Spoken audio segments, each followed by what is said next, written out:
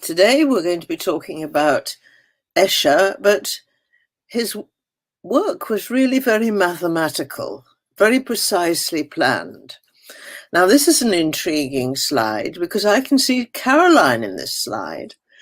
Caroline, you should perhaps tell us about this exhibition. This was an absolute pleasure. I was in Madrid in Spain, as you do. I was brought up there, so it's not surprising. And I have a wonderful colleague who teaches maths at a polytechnic, but he, outside of normal work, he does a lot of maths engagement. He's a mathematician. And he's like, there's an Escher exhibition in town. So we raced over there and we had a wonderful time. And the thing is that Escher isn't just, we will see some of the things he's famous for here, but it's all about perspective. He must have had an extraordinary brain to be able to actually reproduce ideas that, like the impossible staircase. Have you heard of the impossible staircase? He managed to make a picture of the impossible staircase, and so many different images and so much maths in them. And you can see that the walls curving, and he can actually make it look real. And it is, yes. And what you see here is quite a lot of other people looking out a window, a little man sitting on a bench, somebody walking along a corridor in an art gallery. But then magically, the people who created this exhibition were very clever, because they created the possibility of you seeing your friend in Escher's picture. I think that's just extraordinary. So what about Escher? Well, he was born right at the end of the 19th century and lived until 1972. So he was a graphic artist, and he did a lot of woodcuts, lithographs, and mezzotints. He explored space in different dimensions, and in particular, filling of space by regularly repeating patterns. That's called tessellation in mathematics. He worked with mathematical objects and also mathematical operations, including hyperbolic geometry, impossible objects, as Caroline just mentioned, explorations of infinity, reflection and symmetry, as you saw, in particular reflection in the earlier slide. With perspective, well, of course, all artists work with perspective, but he's intrigued by perspective and does a lot of strange things with perspective. He goes into rabbit holes with perspective, doesn't he? Right. He really investigates it deeply and very successfully. And he does things like having creatures crawling out of 2 dimensions, very definitely in 2 dimensions, and then suddenly coming out of 2 dimensions into 3 dimensions and then back into 2 dimensions. But of course, you're seeing this in a 2-dimensional picture, but the 3 dimensions looks incredibly real. But he's doing this in order to explore the differences and the sort of merging of the different dimensions and what we see in them. And that's without computers, no CGI, just exactly pen and paper. And then polyhedra, and we'll look at some of those. Now, he didn't have any formal mathematical training. Apparently, he didn't do terribly well in school, as a lot of other geniuses. That applies to a lot of other really high-performing people. He believed he'd no mathematical ability, but he did his own research into tessellation, which we mentioned earlier, and he interacted with mathematicians, with George Polyer, Penrose, who was at Oxford, Coxeter, who was an Englishman who spent most of his career in Toronto, Canada, and then the crystallographer, Friedrich Haag. Now, of course, the way things fit together in space is very, very important in crystallography, how matter is fitted together. And a very common example of that, of course, is the beehive, the hexagonal tessellation there. So that's Escher. So let's explore some of his work. Now, this picture is one of my very favourites, and we've got it hanging in our lounge at home. It's called Night and Day. And Escher put recognisable images of living things into tessellations. And he liked to use the theme of metamorphosis, or changing of one form to another. And birds transform into fish and fish to frogs, for example. Now here you see the light, the white day, gradually changing into the dark, the black night, and the birds flying across the screen there, across the picture rather, and the white ones flying from left to right, and the black ones flying from right to left. And there's symmetry. If you look carefully at that picture, the two rivers are symmetrical. The towns, there's two similar, they're not identical, but they're very similar pictures. You can see the symmetry, and this I could just stare at this picture for hours. There's so much you can, the detail. There's so much you can see in it, isn't there? And just thinking about the mind that created this, who thought he wasn't good at maths. Oh, hello. You're Caroline, back in the museum, the same exhibition.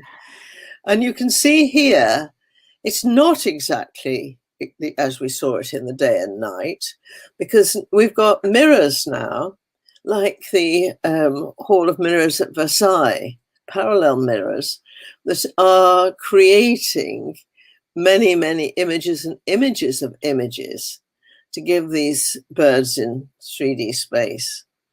And you've got them, if you look, they are reversed. So the white birds are, if you look, go back along a line, flying towards you, and then the next one's flying away from you, and the next one behind that is flying towards you again. It's hard to see with Caroline as well. Yeah, you can see that. Yeah, it's hard to see with the line of birds at the top there, but you can see it with me. And then if you look down to the right, you can see a bird flying towards you, and above that, so if you look at the reflection that's that way, that way, behind me that way, there's the one lower down that's flying towards me, and the one next one up is flying away from me. Yes, and it's definitely not Escher, but this is created as part of this Escher exhibition at Madrid, and it's the same sort of theme of birds repeated. And here you see it again, the same display, and repeated again by reflections. I think that's amazing. It was. If you ever get a chance to see the Escher exhibition, please go. It travels around the world. Go. Well, you can also go to Holland and the permanent museum there with a lot of exhibits, not as sort of fanciful as this, but much more detail about his work and showing you his various woodcuts and stages at which, you know, of the woodcut, the way he made his woodcuts. Now here, this isn't Escher. This is a compilation inspired by Escher, with Caroline at the back there. And this, the front there, that fishes, we'll see that again. That's a bit of Escher. But he didn't do works like this with sort of different, you know, big changes from one to another in this way. At least I could be wrong, but maybe I'm wrong. But it seems to me it's more something like the mirrors one, inspired by Escher. Now here we get onto some of the real Escher. And this is what inspired Escher, as opposed to inspired by Escher. It was the other way around, what we're seeing here. Yes, well, as a young man, Escher went and worked in Italy for a few years, and he took a trip to Spain. I rather imagine him as a young, a bit romantic really, as a young backpacker, like young people do in their gap years now. But he would have had all his artists' stuff with him, so he could do his painting and his work. And maybe he travelled in style and had his own carriage and Yeah, I don't think so. Oh. No, I don't think he was a rich aristocrat from Northern Europe. No, he was inspired at Alhambra, which is a Moorish palace in Granada in Spain. The Muslims didn't believe in depicting the human form in any way in art, and even living creatures. So theirs was entirely abstract art. And you see on the left a designer's Alhambra, which is based on threefold symmetry, based on triangles, but you can see how those shapes are all fitted together. And in the middle there, that's just a sketch from Escher's notebook, which was a study of the design on the left. And then a few years later, he made that into not just a design, but an actual art production, which he called hexagonal tessellation. And the subtitle is The Study of Regular Division of the Plane with Reptiles. Now you can see if you take where, for example, the 3 points of rotational symmetry, where you get 3 of the legs the 3 meeting. Intertwined. They meet at a point, Yeah. and then the green rotates into the red, rotates into the lighter cream colored one. So you can rotating about the diagram about a point. Now that's threefold rotational symmetry. So it is essentially a development of the symmetries. We talk about symmetry not just in mathematics, not just to be reflection, but to the symmetries, plural, are all the different sorts of ways in which the diagram transforms images of one motif or small part of the diagram. You can imagine them moving around or by reflection to another copy of the same motif. So there we have. Actually, I'm glad you pointed that out, Toni, because I hadn't actually noticed that. I've seen that in other images, but I hadn't noticed that that's the one place. Oh, you got it with the heads as well. I was going to say that where have you got that? Because with the front legs, you don't have that repeated pattern so much. Well, their cheeks meet. That's cheeks. What I'm saying. It's the heads, the cheeks. So you got that with the cheek. 3 heads, yeah, and then you got that with the rear one of the rear legs, and I hadn't noticed that. So that really does help you see the rotational symmetry there. But it's just mind-boggling that it really just does continue, and you can look at these things, can't you, on and just get absorbed in them. And keep noticing different things. So at a recent Happy Maths Hour, we talked about spirals and introduced the idea of stereographic projection. Now I'm just going to give you permission here to just sit back and watch the show. So feel free to jump in, but feel free to just watch the show and just accept what's being said, because this is one of the areas where I struggle. That doesn't mean you will struggle, but it's okay to just let it flow over you and just enjoy the concept. Sorry, Toni, go ahead. Well, this is used in map making. So one of the projections that puts the globe, what we have on the Earth, our continents and cities and all the rest, onto a flat map in the atlas is stereographic projection. It's not now the usual one used, but it is very much the way that mathematicians study spherical geometry. Now that is geometry on the surface of the sphere. And you see in Escher's work there called sphere spirals, you can see a square grid on that, little squares. They look a bit distorted perhaps because they're on the surface of the sphere, not onto the flat plane. Now what you see in yellow on that is a spiral on the surface of the sphere, but what it maps, it's a mapping considers a mapping from the sphere to the plane or from the plane to the sphere. What it is a mapping of a spiral in the plane, okay, which is the same width everywhere. Now, So if it was not on a sphere, would it just be like a cylindrical spiral? yes. Okay, so it's the So equivalent. I mean, I don't even know what language to use here. Is it the equivalent, like a spherical equivalent of a spiral in? If it's just a cylinder, is that that's not Euclidean, is it? Well, no, it is actually, because if you imagine taking the you label, can flatten a spiral. You can flatten a cylinder, so it is Euclidean. Yes. Okay. Yes. So, but this is not between a cylinder. This projection is not here. It's not between a cylinder and the plane. It's between a sphere and the plane. And, and you see the diagram in the middle, lower down, is showing you that the lines go from the North Pole, and they project the points on the sphere to, I mean, when I say project, I mean, it's the point P on the sphere has an image P dashed on the plane, okay? And all the points of the sphere have got images in the plane. And the center of the sphere, O, its image is the South Pole.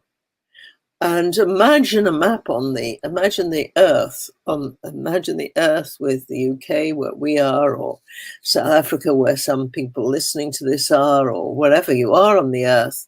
Then your town would be mapped onto the flat map by a stereographic projection like this. And it's another thought is, where does the North Pole map to? It's different from every other point.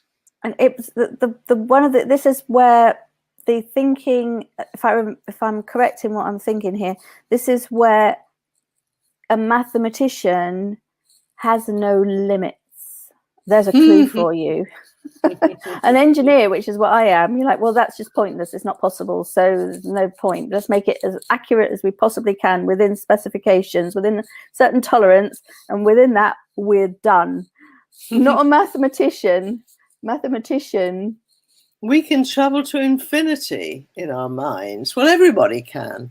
I mean, I'm not a real mathematician. I'm just a teacher. But no, with mathematics, everyone can fly to infinity like space fiction. But it's not. It's something else. Can we just go back to that for 1 second, Toni? Because I found it is fascinating that from that North Point, you literally cover an infinite 2D plane, as in a 2D plane that never ends, because the angle that from the North Pole is actually parallel. Well, it's not. I don't know if it's parallel. Well, I suppose it is parallel, isn't it? So that's not a 2D plane. That's messing with my head again. But it just keeps, the angle keeps getting closer and closer to 90 degrees, so that it's extending just to infinity, literally. And so to project one sphere, you can project it across an infinite 2D plane, which I just think that's, I really like that. I'm quite Caroline, happy to sit and absorb that. How about this, Caroline? You have an infinite flat piece of paper. Uh-oh, yes. And then you wrap it up and it covers the sphere, but in so doing, there are no crinkles in the paper. Isn't that's lovely? Messing with my head again, but yes, it's lovely. Yes, it's again a mathematical concept which is real, as in it's mathematically true. It's and the thing is, it's true, it's infinite, and then you can actually put it on a sphere that's only this big. How? Because there are infinite amount of points on a sphere. It's yeah. And there are infinite number of points in the plane, and there's a one-to-one correspondence between the two. Okay, let's move on to the stellated dodecahedron, no less. Yeah. So it's called a dodecahedron because do means 2 and deca means 10, so that adds up to 12. Hedron means, well, in Greek it means faces. So this is 12 faces, and that's f equals 12 on my slide there. And there are 30 edges and 12 vertices. In a dodecahedron that's not stellated, it is just like a ball with 12 faces. They're all pentagons and doesn't have the little peaks sticking out. The sculpture there at the University of Twente in Holland, I think, is one of, I don't think Escher actually produced it himself. I think it was produced from his designs and cast in some metal there. Beautiful thing. But what you see in gravitation on the right is turtles, yellow turtles and blue turtles and green and orange turtles. And each of those little sort of pyramids on the stellated dodecahedron replaces the turtle's shell. And you see the turtles have got no shells, not proper, not their original shells. Oh, I thought they were somehow humanoid, and then I thought they were monsters, and then they're actually creepy, aren't they? Yeah, I don't like them. But it is clever. Teddy bears, but they are clever, definitely clever. Yes, and they're poking their heads out of the little trapezoidal doorways. Yeah, I wouldn't want that on my wall. It'd give me nightmares, but it's fascinating. And then I put in here a picture of the pentagram. So that shows you what Caroline was describing. The lines there, if you start at one of the outer points and carry on, imagine drawing that line, you have got 5 edges. Before you get back to your starting point, you've got 5 edges. And then inside that, you've got a pentagon, and you can put one of these pentagrams, which are the stars, inside it. And inside that, you can put another one. And inside that, you can put another one. And so it goes on. Guess what? The engineer has to stop at some point, no matter how fine he can make he or she, not he, I'm an engineer. What am I talking about? The engineer can make the drawing. But the mathematician never needs to stop. It can go on to infinitesimally small. That's, yeah, I just love that. And let your mind infinitely large, Caroline, because that construction can carry on outwards as well as inwards. Wow. Infinitely. Love it. Okay, so you can see what pleasure, obviously, Escher had himself in creating these mathematical images, and also gets given to other people. Now we'll move to something else. And that is, people think of geometry as the geometry they learnt at school, which is Euclidean geometry, the classical Euclidean geometry. And that's on a flat plane. And there you see it depicted by the middle of those 3 images, angels and devils. Can you see the black devils? First thing I see is the angels. I live with the angels. Yeah. But actually, funnily enough, could be bats. They could be. We could just call them bats. They don't have to be devils. But in the depiction, you can see the arms. They could be bats. We could call them bats. I don't like devils. No, I think they're devils, definitely. Yeah. In the circle limit thing, it's the devils I see first.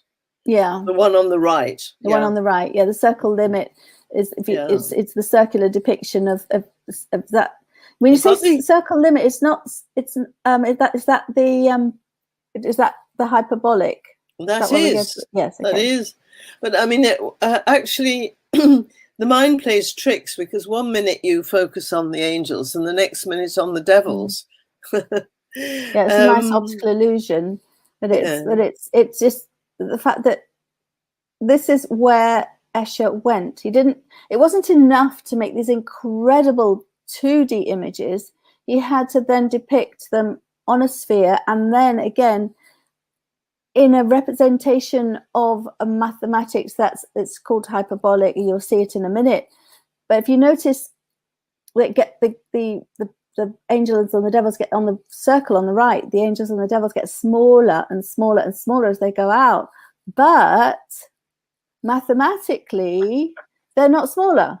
No, isn't it? That is amazing. So we've got 3 geometries here, all depicting the same tessellation, but the one on the left is on a sphere. On the surface of the sphere, you've got the angels and devils fitting together in this repeating pattern, and that is spherical geometry, or elliptic geometry, as it's sometimes called.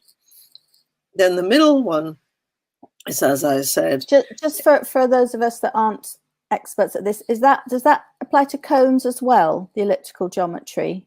No. Okay, no. Just checking.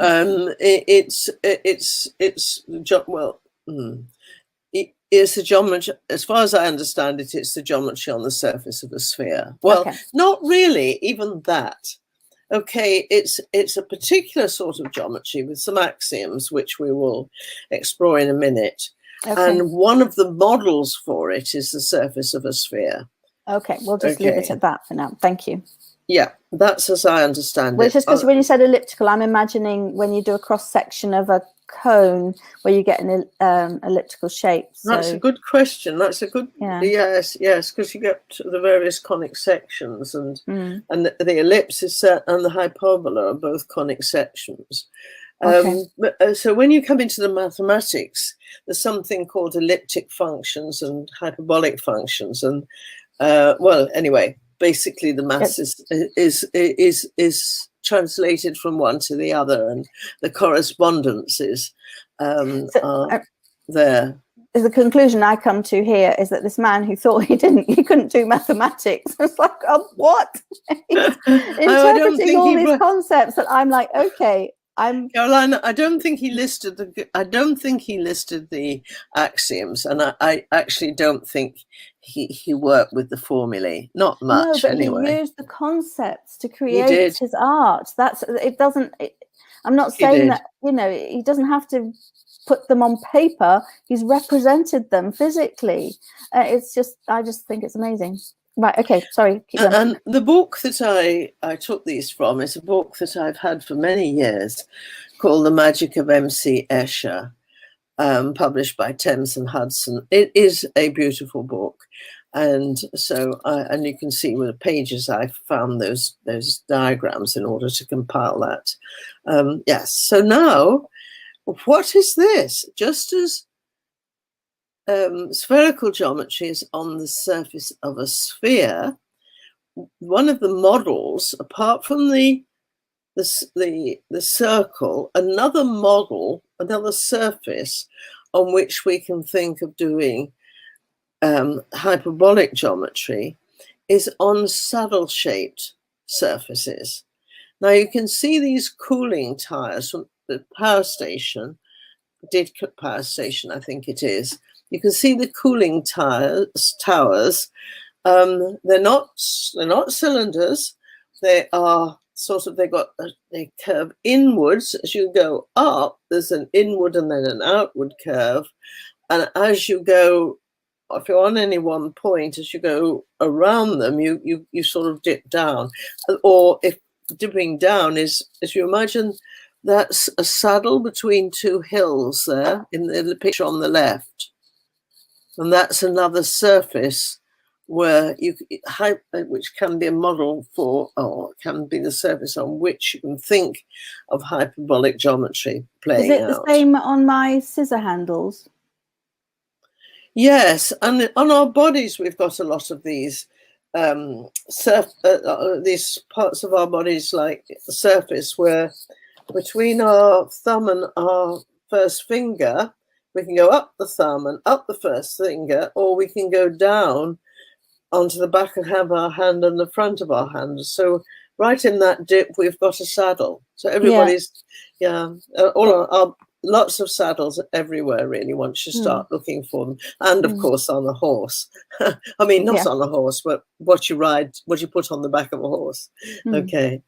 So now here's a very geometrical picture. But the horse does have that, because they do have that. It goes up and down, and it goes along either side of the horse. It goes up to the neck, and then it goes up to the rump. Goes up to the neck, up to the rump, and then down on either side. So the horse does have that shape as well. Yeah. So that's the saddle shape, saddle surface. Okay. Now here you have a mathematical sort of representation of the three different geometries. You have what is called positive curvature for elliptic geometry, or spherical geometry as it's often called. You have Euclidean geometry, which has no curvature, everything's flat. And you have hyperbolic geometry, which with negative curvature. Now, what we're talking about here is the shortest distance between any 2 points, which is a straight line, or the technical term for it is geodesic. Okay, that's the shortest distance between 2 points. And it is what everybody thinks of as a straight line in the Euclidean plane, which are the top of those pictures. Now, on the left with with elliptic geometry, you've got positive curvature. So on the surface of the sphere, the straight line of geodesic is a great circle, like a line of longitude, a part of a line of longitude. Okay. This is a concept that I still haven't managed to visualize it. I've kind of seen it, and I've done it on a ball. So if you actually draw a line on a ball, it is a curve, and if you look at it from up above, it looks like a straight line, but of course it isn't. It's on a curve.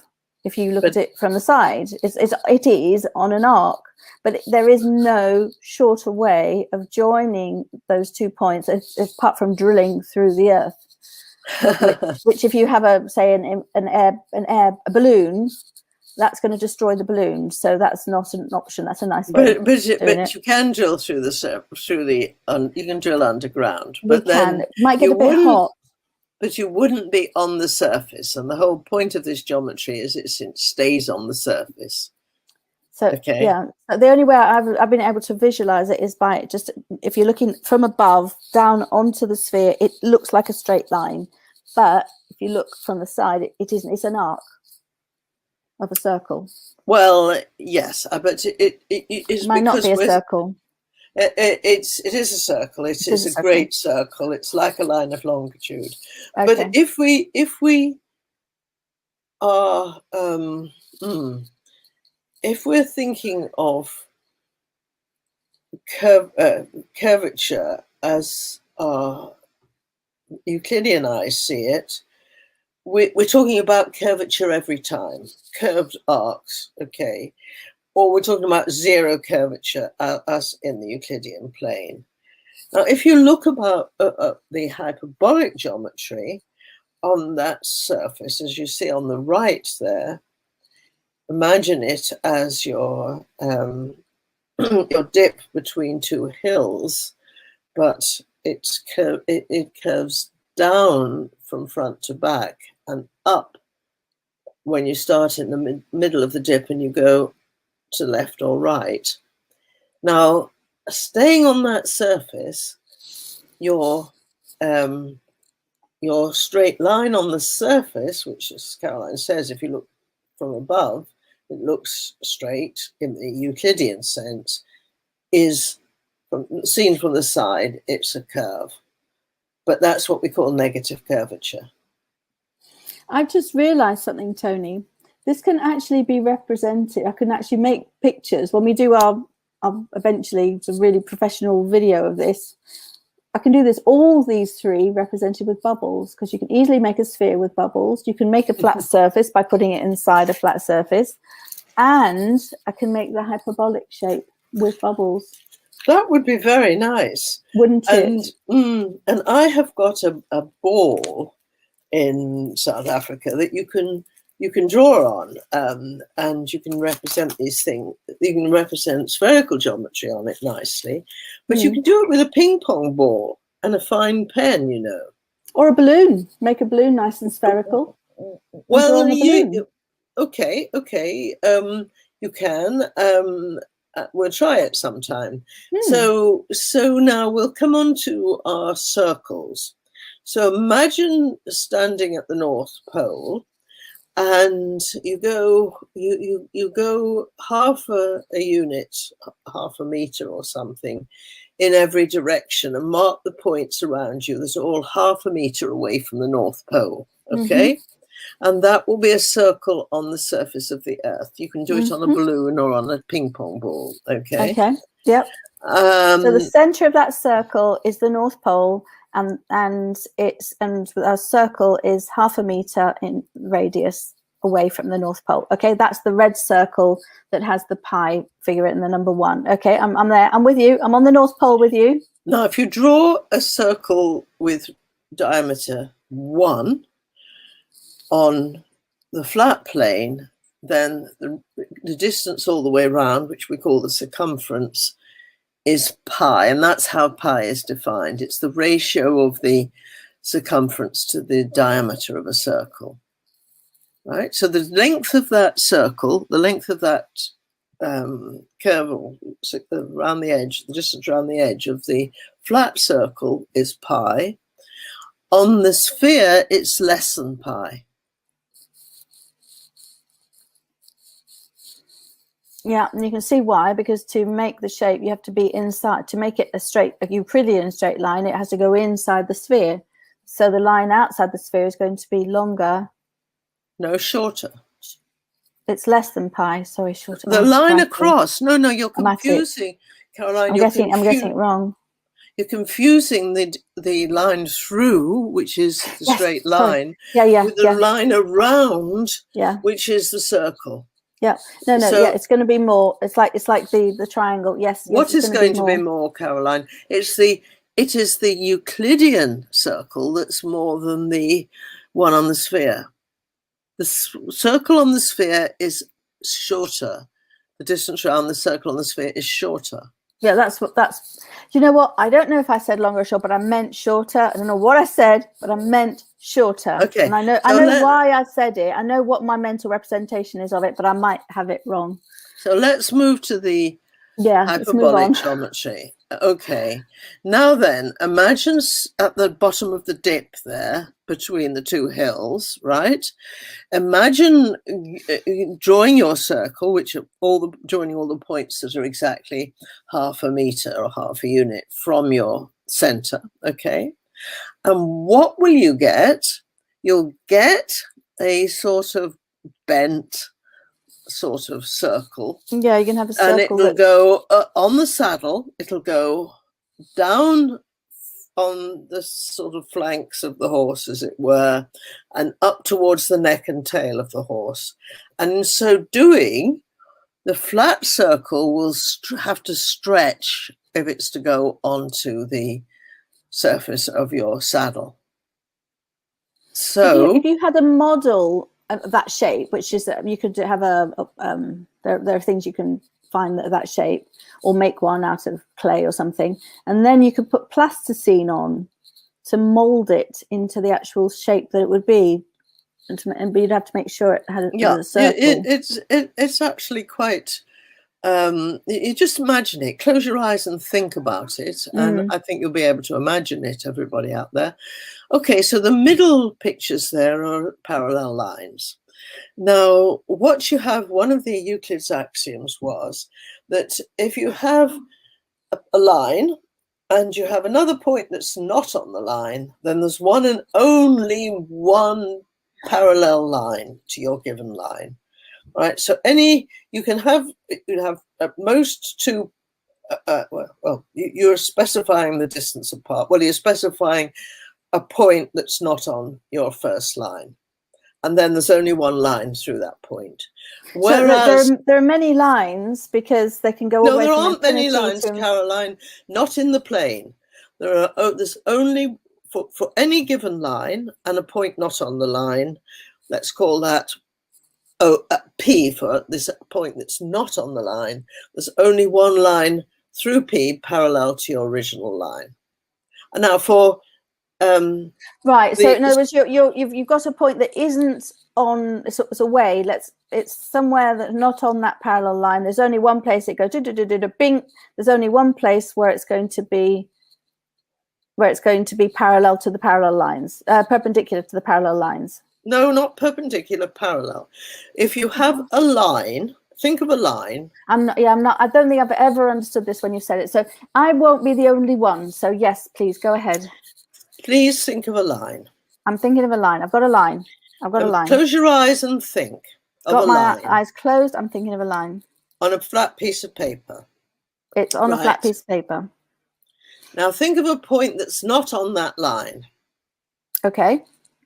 Now you can only draw one parallel line through your away from it point that is parallel to your original line.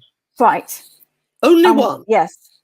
Yes, I see it now. So I didn't start with two, because I'm looking at this image that has two lines that are parallel to each other. So I'm actually only starting with one. I'm starting with one line, and I've got to draw a parallel line that runs through point P. There is only one. Yes, on a flat Euclidean 2D surface, there's only one. Right, got you.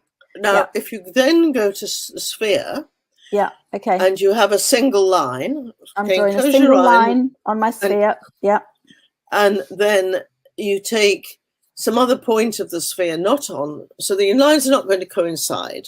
They're not going to be the same line. That would be boring. They're going to be different lines. Your pair of lines are going to be different lines. Okay. Well, I've got a point P that isn't on the original line, and I couldn't help myself. I had to complete the circle. My mind just completed the circle on the sphere. Right. So then, what you got, to go back to the beginning, if you visualize this, you have got a line on the sphere, which is a great circle, and you take another somewhere else on the sphere, and you can't. Every line, every other line on the sphere, every others will intersect your great circle in 2 points. There are no parallels on the surface of a sphere.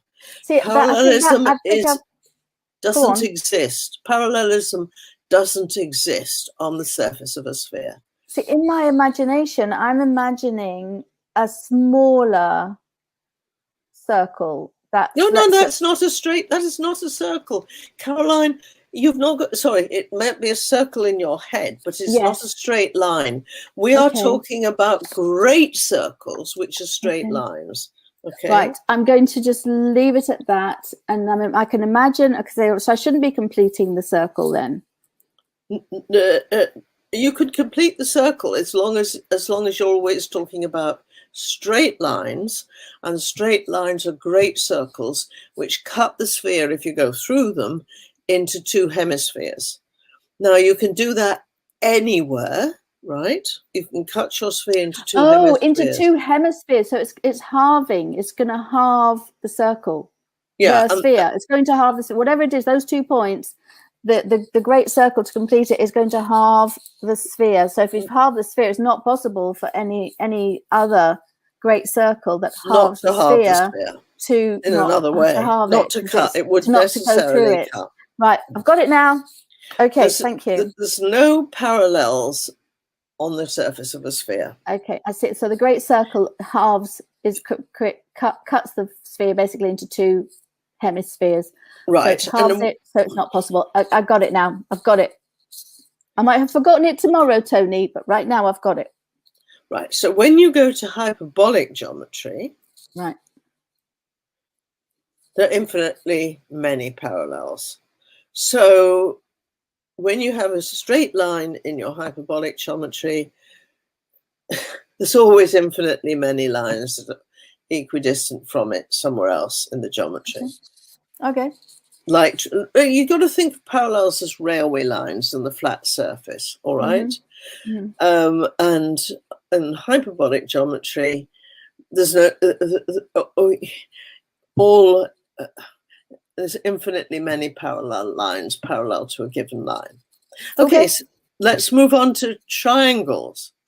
Okay, it's pretty well known that if you have any triangle, any shaped triangle, not just an isosceles one as here, the three angles of the triangle add up to 180 degrees. Yep. Okay. Now, in spherical geometry, they add up to more than 180 degrees because of the positive curvature. Yep. And in hyperbolic geometry, because of this effect of negative curvature, the angles add up to less than 180. Mm-hmm. Isn't that amazing? I think it's yeah. lovely. I agree. It's mind-boggling and it's lovely, and I still think it's amazing that Escher was able to create these representations of this mathematics without being a mathematician. Now here's a couple of Escher woodcuts, dating from a little later on in his life, 59 and 64. They're both of the same subject. Okay, they're both fishes. And again, it has got this symmetry here, where you've got three fishes' noses meeting at a point with the tails between them. Okay, here you have, on the left, you have a very strange thing that's not really it's strange, because it's really, in speaking, it's supposed to be on the plane, and the fishes get smaller as they get to the edge. Now, Escher was doing that sort of exploration of infinity and getting gradually smaller and smaller forever and ever towards the edge. He was doing that sort of exploration quite early on in his career, much before this particular one I've picked out to show. And he then, as I understand it, he then met with a mathematician called Harold Coxeter, when Coxeter came to a conference in Europe. And Coxeter was intrigued by Escher's work because Coxeter was a geometer, one of the leading geometers of his time. And he was working in hyperbolic geometry, where they use this spherical, not spherical, I don't mean that, they use this circular unit circle as a model of the hyperbolic plane. And because you define distance differently in hyperbolic geometry, right, it has a different definition. By the definition of distance in hyperbolic geometry, all those fishes are hyperbolically the same size. And that's what we saw with the circle in that 2 slides before, which again is... So that is Escher playing with this concept of the limit in a square limit and a circle limit. In fact, he did a whole series of both of them. This is circle limit 3. That is our exploration for today of Escher, but there is so much more. And so we're going to do another Happy Maths Hour on Escher, aren't we, Caroline? Yes, thank you for joining us. And Toni and myself, Happy Maths Hour. See you next week. Thank you. For greater understanding and enjoyment of mathematics, the Maths Toys YouTube channel is brought to you by Ainslie and the Aiming High website. In the description, you will find a link to our home learning guide for ages 4 to 18 and a teacher resource pack. If you find this video useful, there is a GoFundMe link in the description to donate to and support Ainslie. The money goes to bursaries for professional development for teachers in disadvantaged communities around the world. Subscribe, comment and ding the notification bell to make sure you don't miss our latest activities.